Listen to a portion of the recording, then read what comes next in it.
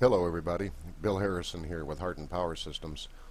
Wanted to do a slightly different style video uh, in order to hopefully more accurately describe this product. And we may have a more traditional kind of explainer intro video later where you actually see the machine and I'll install a radio and we'll talk about it. But this should be, I hope, a pretty good way to communicate some of the detail and the content. And it's not so much the complexity, but just the way this machine is designed and the way it's meant to be used. It is unusual. We've designed a great many go kits and jump boxes and portable power solutions and things related to comms, of course. And a system like this is something that's always been kind of in the back of my mind, and I've wanted to do. It just took some time to get the right materials, the right inspiration, the right brainstorming sessions, the time. Just a lot of different things kind of had to come together, and I'm just delighted that it has. And we'll talk more. I'll explain more as we go. But you're looking at my computer screen, and the device on screen is the new Recon Air. Now we're calling it the Recon Air because it represents a line of products. This should be the first of that line, where in this case the Recon G1 is a well-known machine that we produce a lot of, and a lot of people have that. And it's one of our more traditional systems built into an ammunition can, which has its pluses and minuses. It is a waterproof system. When that can is closed, it's incredibly strong. There's for sure some degree of EMP resistance, and with some modification by the user, namely using woven conductive gaskets to replace the rubber gasket, that ammo can actually be essentially EMP proof. So there are some considerations if you're choosing between a standard Recon, for example, and the new Recon Air. What the Recon Air provides is I guess a smaller, lighter overall package, similar durability. It's an extremely tough machine, but it's mostly its modularity that is interesting. This machine is quite small. For example, if we just take a quick measurement from side to side, this is 9.5 inches overall, not counting the protrusions of the latches. It's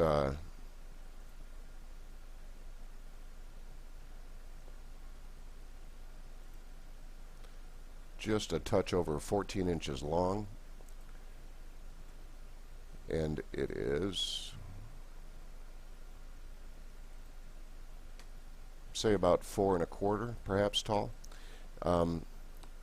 It's I suppose you might think of it as being about half the size of like a briefcase. In any event, the interesting thing about this machine, if you release these draw latches, and that's nice hardware. That's it's stainless steel hardware that very securely holds the case, and it needs to, right? Because it's not shown here, but and I'll show some pictures as we talk. But there's a handle attached here on the top, and because of that, of course, this really does have to latch together securely because all the weight is being taken by this latch and this latch, and then in turn the rear module, of course, is held on by its own latches. And when you're doing that with the handle here, there are these rubber bumpers that are conducive to you setting it down securely, and we'll talk a little bit about those too as we go through this. But what I'm going to do now is let's take a look at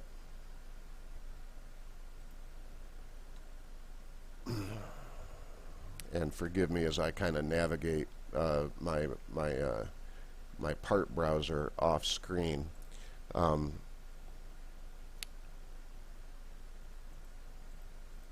So this is the what you might think of as the front of the machine.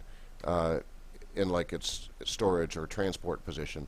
But if you look at what's actually here, and let's take a look at that.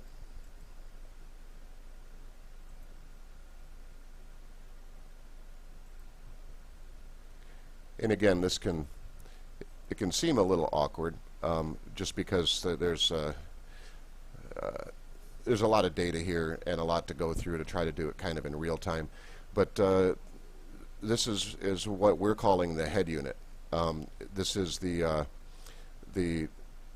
what you would see, like for example, on the front of a Recon or even one of our juice boxes or an operator. It's the area where you see the voltage display and the current power usage. You've got your master power switch.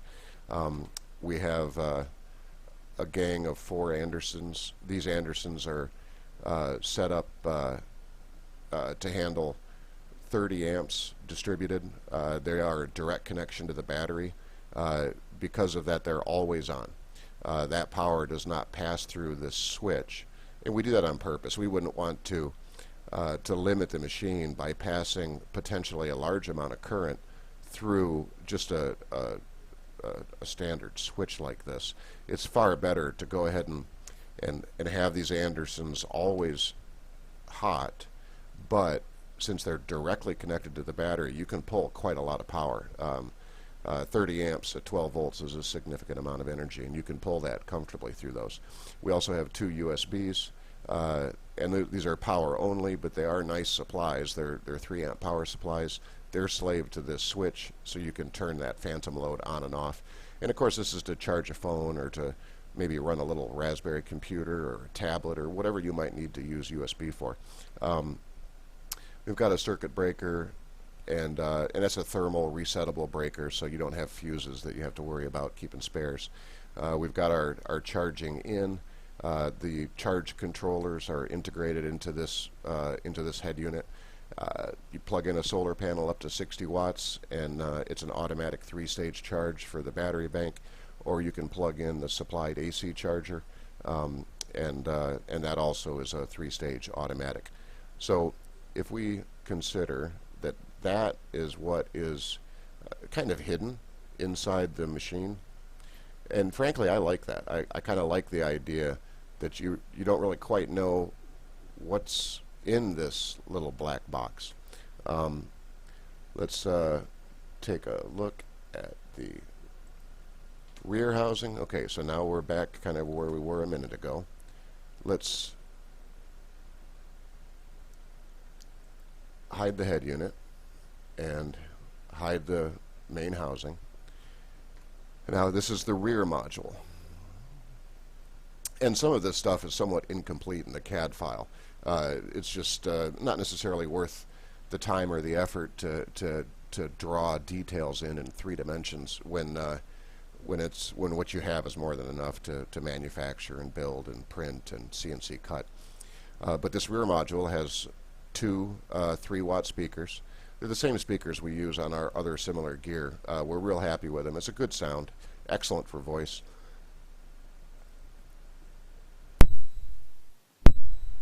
And we've got, although it's not shown, we've got a speaker defeat switch and a headphone jack. So as it is, you could simply plug this unit into the back of the radio that was installed in the Recon Air, and obviously you'd have good sound coming through these speakers. You could also choose to plug headphones into the socket, and then if you leave the speaker defeat switch off, both the speakers and the headphones will be operating, and that's nice for like noisy environments, or if people need to hear your radio traffic but you need to hear it for sure. And then you could of course flip the speaker defeat switch, the speakers go silent and the headphones remain active. So let's turn back on the main housing, back on the head unit. Okay, so once again we've got this rather anonymous little black box. Let's turn the front and the rear units off and then turn on versions of them that are shown in what might be a typical way to set them up. So Obviously, the head unit and the rear unit are at whatever comfortable position the operator wants them. The head unit is plugged into the main unit using a gang of 6 Andersons. And of course, these are arranged in such a way that they can't be plugged in incorrectly. And we're also using, it's pretty nice, and you may be familiar, but a real high quality silicone style noodle wire, because this is a fairly beefy cable. There's power coming out of the LiFePO 4 battery bank, which is here, and it's being fed into the head unit where the power is analyzed and recorded, distributed, and then flowing back in turn to the rig, into whatever other peripheral you might be running. So we're doing what we can to make this cable very nice and supple and flexible, and it's sheathed with a woven sheath to protect it. And then there's an audio cable that is hardwired into the rear module, and that of course would just go into the back and plug into the back of your radio. So let's say you have that. Let's say you've got fairly typical, this would be representative of a Yaesu 8900. Now for sure the Recon Air is going to handle any radio in kind of that mid-size to small range. The 8900 I think is fairly typical of what you might call mobile rigs, and you'll be able to see that it sits comfortably in here. So if you were set up like this, you would grab this panel and simply lift it up, and it rotates back. We've got some real nice beefy hinges, and you know, some people have looked at that and thought it was a bit overbuilt, you know, that we didn't really need to use plastic that thick for these hinge blocks. The nice thing about it is when you combine that beefy plastic with a mortise and tenon construction like this, and let me toggle something. Now, sorry for the surprise there. All I did was toggled the display, so it kind of randomizes colors. It makes it a little easier to discern between components. So you can appreciate that we've got a mortise and a tenon joint here, and when this is CNC cut, it's extremely accurate. So when we put this together, and then we shoot stainless steel screws in, combine that with a limit for the rotation and a kind of a track, what you get is this thing is just 100% square. We don't have to like tune this. This way of doing it makes that lid very, very strong. There's no wobble, there's no like movement other than what you want, which is this pivot. So again, you pivot that up, it hits a stop, and it stays there. There's been some discussion about using, and we may very well do this as a running change, or even, you know, you guys might choose to do this, but this is kind of a natural place to put some sort of a clip, like a document hanger, or even just a metal strip that you could stick a couple magnets to, and that way you could put, you know, some paper up here. Obviously, you know, if you had, if you bounced and you were helping out in some situation, and you had to keep track of some critical frequencies or phone numbers or names, anything like that, you know, this would be an obvious place to put it. So don't be surprised if you see that at some point in the future, that we maybe incorporate a little metal strip or something that could be used like that. Once you've got that lid out of your way, if you look at the way the Yaesu is secured, and you can see this in some of the photos on the product page as well, but this is a real nice, real thick silicone strap, and it very firmly, but I guess gently, holds that radio down against the radio deck. So you could reach in, grab the radio, and simply start pulling towards you. When you do that, this carriage slides back and forth. And you can see down here that's being guided and stopped by stainless steel shoulder bolts that are attached to that carriage. So you can slide this forward and backward, and of course the idea is obvious, right? Even with the lid closed, you start to be able to more easily get at the radio.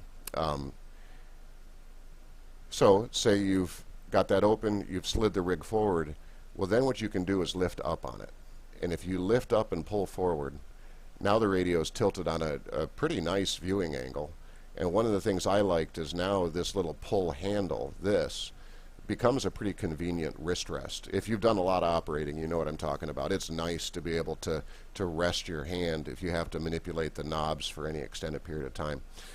Now, another thing that you can do at this point, and I need to turn on joints for a second in order to show this, but let's drive this joint 90 degrees down.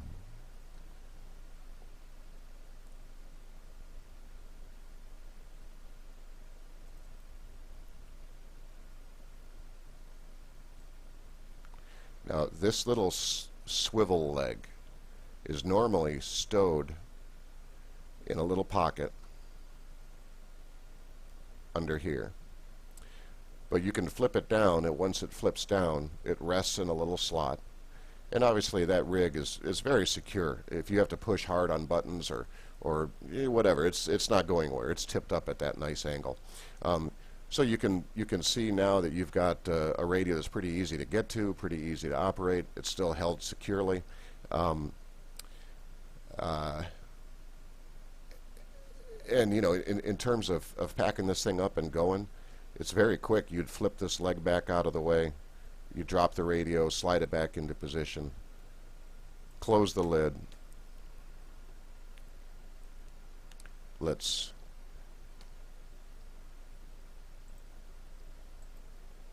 hide those, turn on our ones that are back in position, and I'll turn off joints too because those can be a little distracting. And another thing that we've got that I like, these two flip down legs. So say for example the angle was not enough to be comfortable for whatever reason, your table was low or whatever. It's just nice to be able to do this. The rig now will sit real comfortably in that position, and they just stow right up out of the way, tucked in real nice. One of the things you may have noticed, and it might be easier to look at them if we look at, like, say, just the we'll look at the rear module. This right here. Now, one of the things that we really wanted on this machine was nice rubber bumpers, and we use them on a variety of machines, and of course they do their simple job just fine. But typically it's an over-the-counter round rubber bumper that's held with a screw. Nothing wrong with it.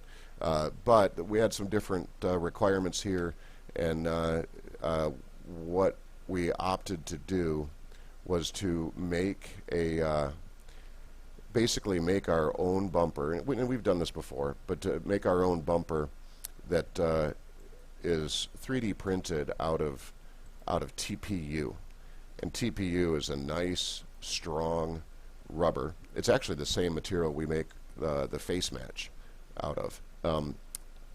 So we print this little widget, we install it into the machine, and let me get back to that stuff being gone for you. And our Yezu's hanging out in our way.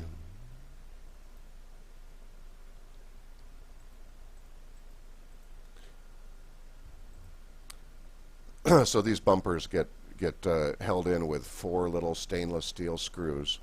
And of course, once they're in, you've got your bumpers that allow you to set it down like a briefcase. You've got the bumpers that allow the machine to be set down on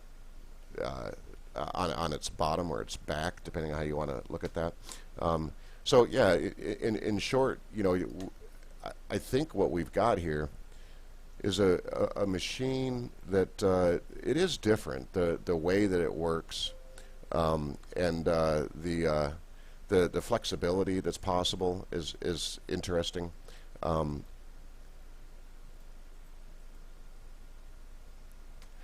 For example, if you were operating in kind of confined spaces, you can take this head unit and set it up here. It's designed to fit, and the rubber bumpers kind of guide it. And if you were really cramped, you can actually, say for example, set this head unit on top of this main unit, and then set the speakers on top of the head unit.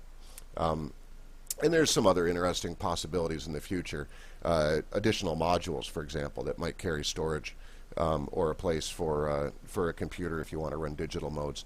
And one thing we can do too, quick before I finish this video, is let's just take a quick look, because this, to me at least, is it's interesting, and it can kind of help you appreciate. So here's our machine. We're going to cut a section right through the machine, and you can start to appreciate just how compactly everything fits. You know, of course, there's things you don't see. Here's the LifePo 4 battery bank underneath. Here's the microphone storage. You can see the rear of the head unit, but not a lot of the electronics and stuff. But you can, for me at least, this from a design standpoint, this is a neat way to look at the machine and kind of understand how it all goes together. Another thing too that maybe we can try is,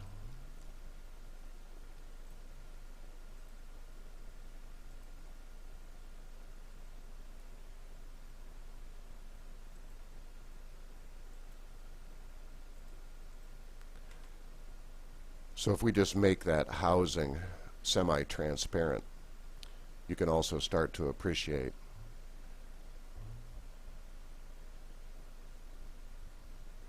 just how much is really packed into a small space. You know, there'll be probably some, I'll edit some pictures in at the end of this video or at the beginning, but I encourage you just to go to the website. The product page will give you a lot of information as well. I guess I just got to say thanks for your time, folks, and I look forward to what we're going to do with this. We're definitely talking about a version of the operator that it would be an Operator Air that would be constructed in a similar fashion. That should be a really neat machine. We want to do the same with the Commander series. Some of the trickier radios, FTM 400 and even the ICOM 7100 and some of the interesting rigs are going to be conducive, I think, to this approach, and they'll make nice machines. So as always, we welcome your feedback, love your comments. Please don't hesitate to subscribe, share, hit the notification bell. And especially, this is being recorded July 14th, 2020. So folks, we're definitely in some strange times, huh? So I guess I just hope that everybody stays safe and keep your head on straight, and we'll see you on the other side of this. This is Bill Harrison with Harden Power Systems. Take care. Thank you.